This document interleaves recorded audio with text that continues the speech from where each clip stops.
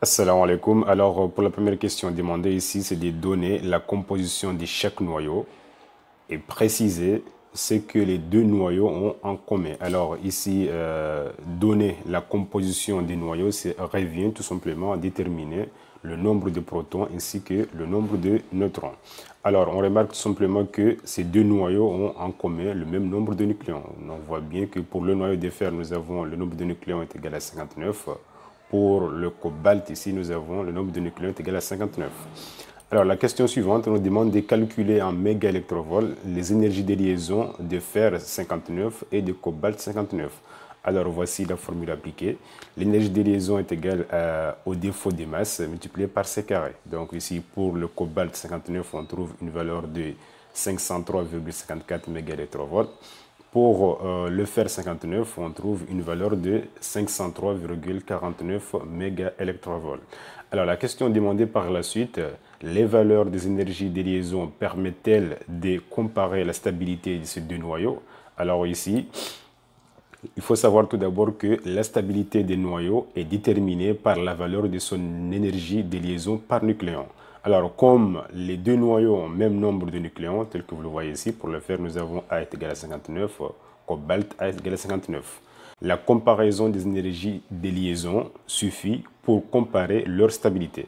Alors ici, il faut remarquer que l'énergie de liaison de cobalt 59 ici est égale à 503,74 et supérieure par rapport à l'énergie de liaison de fer 59 qui est de 503,49. Alors conclusion, le cobalt 59 est plus stable que le fer 59. Autre question. On nous dit ici que le noyau de fer 59 se désintègre spontanément au noyau de cobalt avec l'émission d'une particule notée ici Y. Question demandée, écrire en précisant les lois utilisées l'équation de désintégration du fer 59. Alors ici, voici donc l'équation de désintégration de manière générale. On applique la loi de conservation du nombre de nucléons ainsi que la loi de conservation du nombre de protons pour déterminer A et Z. Et de là, on trouve A est égal à 0, Z est égal à moins 1. Donc ici, conclusion, comme A est égal à 0, Z est égal à moins 1, la particule X ici est un électron.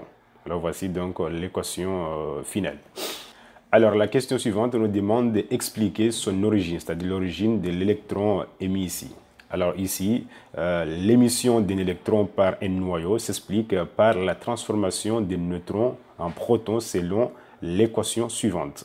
Alors, autre question demandée, on nous dit ici que pour déterminer l'activité initiale à zéro d'un échantillon de fer 59 radioactif, le laboratoire dispose à un instant pris comme origine de temps d'un échantillon de masse initiale M0 est égal à 2,3 mg.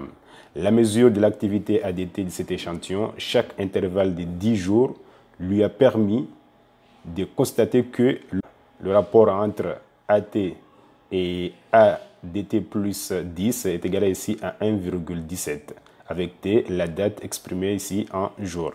Question demandée, c'est de calculer l'activité A0. Alors ici, on connaît la masse M0, mais ce qui nous manque ici, c'est la valeur de la constante lambda. Alors ici, on sait que l'activité A0 est égale à lambda fois le nombre de noyaux N0.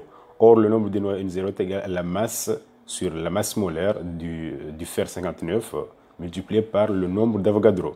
Alors ici, ce qui nous manque ici, c'est la constante lambda. On va utiliser ce rapport-là pour déterminer effectivement la constante lambda. Alors ici, il faut savoir tout d'abord que l'activité d'un échantillon radioactif, c'est le nombre moyen de désintégration que produit un échantillon par unité de temps. On est d'accord? Donc voici la relation qui relie l'activité avec le nombre de noyaux. Alors ici, on sait que l'activité restante d'un échantillon est donnée par la relation suivante. ADT est égal à A0 exponentielle de moins lambda dt. On est d'accord? Alors ici, on va remplacer à l'instant t est égal à t plus 10. On aura ADT plus 10 est égal à A0 exponentielle de moins lambda facteur dt plus 10. Là maintenant, on peut prendre le rapport entre ADT sur ADT plus 10. On aura ceci. Donc au numérateur, on aura exponentielle de moins lambda dt. Au dénominateur, on aura donc exponentielle de moins lambda facteur dt plus 10. Alors ici, il faut savoir que A0 et A0 donc, vont se simplifier.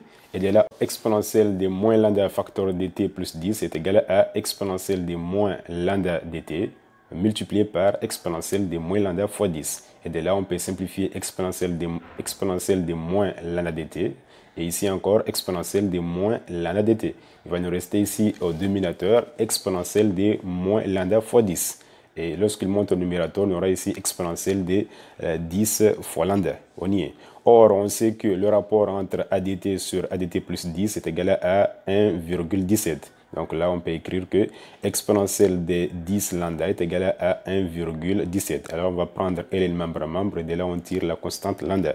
Et après calcul, on trouve une valeur de 1,17 fois 10 puissance moins 2 jours. Et puis après, vous divisez par 24 fois 3600 pour avoir la réponse ici en seconde exposant moins 1. Là, on peut maintenant calculer cette fois-ci le nombre de noyaux donc initial, sachant que N0 est égal à la masse M0 sur la masse noyau du fer 59. Et de là, on trouve une valeur de 2,34 fois 10 puissance 19 noyaux.